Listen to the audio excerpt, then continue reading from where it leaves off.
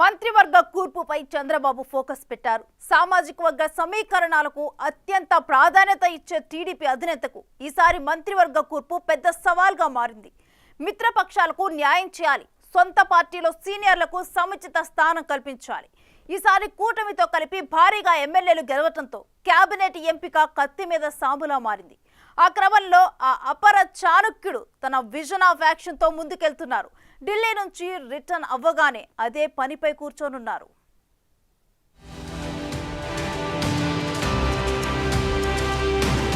రాష్ట్ర ముఖ్యమంత్రిగా టీడీపీ అధినేత చంద్రబాబు నాయుడు ప్రమాణ స్వీకార కార్యక్రమ నిర్వహణ కోసం కృష్ణా జిల్లా గన్నవరం మండలం కేసరపల్లి ఐటీ పార్క్ సమీపంలోని దాదాపు 12 ఎకరాల స్థలాన్ని ఎంపిక చేశారు. సిబిఎన్ 4సారి సీఎం పగ్గాలు చేపట్టనున్న చారిత్రక ఘట్టానికి యుద్ధ ప్రాతిపదికన ఏర్పాట్లు చేస్తున్నారు. బుధవారం ఉదయం 11:27 ప్రమాణ స్వీకార ముహూర్తం నిర్ణయించారు.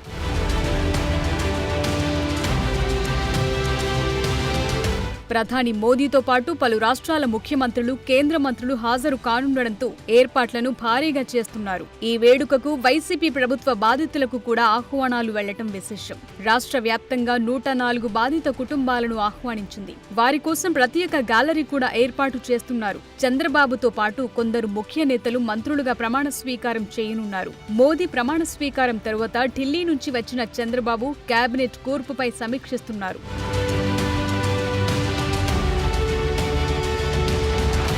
కేబినెట్లో జనసేన అధినేత పవన్ కు ఇచ్చే పదవిపైన యావత్ రాష్ట్రం ఉత్కంఠగా చూస్తోంది. కూటమిలో కీలకంగా పనిచేసిన జనసేనకు అన్యాయం జరగకుండా ఉండేలా చంద్రబాబు పటిష్ట ప్రణాళిక సిద్ధం చేసినట్లు తెలుస్తోంది. ఇప్పటికే పవన్ తో పాటు బీజేపీ నేతలతోనూ చంద్రబాబు చర్చించారు. పవన్ కు డిప్యూటీ సీఎంతో పాటు కీలక మంత్రి పదవి ఇవ్వనున్నట్లు పార్టీ వర్గాల్లో ప్రచారం జోరందుకుంది. జనసేనకు 3-4 మంత్రి పదవులు దక్కే సూచనలు కనిపిస్తున్నాయి. ఆ పార్టీ నుంచి నాదెండ్ల మనోహర్, కొణతాల రామకృష్ణలకు కేబినెట్ బెర్తులు ఖాయమైనట్లే.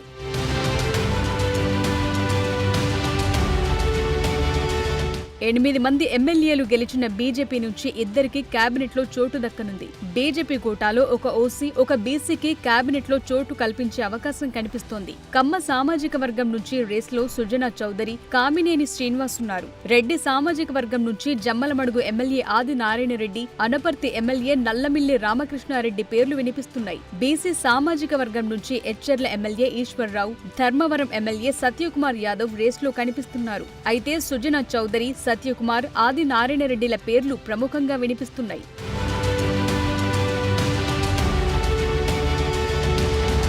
ఉమ్మడి జిల్లాలు, కులాల వారీగా చంద్రబాబు కేబినెట్లో అవకాశం కల్పించనున్నారు. మిత్రపక్షాలకు కేటాయించే మంత్రి పదవులకు సంబంధించి కూడా క్యాస్ట్ ఈక్వేషన్లు బ్యాలెన్స్ చేయడానికి ఎక్సర్సైజ్ చేస్తున్నట్టు పార్టీ వర్గాలు చెప్తున్నాయి. ఈసారి టీడీపీ సీనియర్లతో పాటు కొత్తగా ఎన్నికైన ఎమ్మెల్యేలు, మహిళలకు ప్రాధాన్యత ఇచ్చేలా కేబినెట్ కూర్పు ఉండబోతోందట.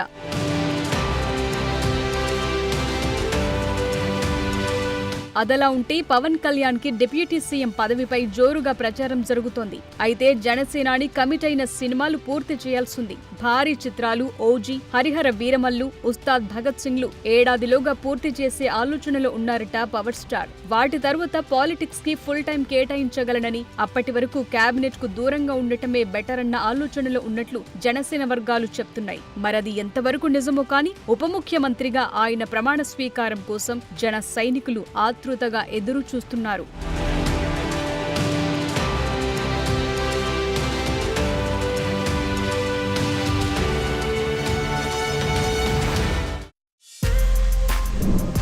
For more videos like this, subscribe Big TV channel.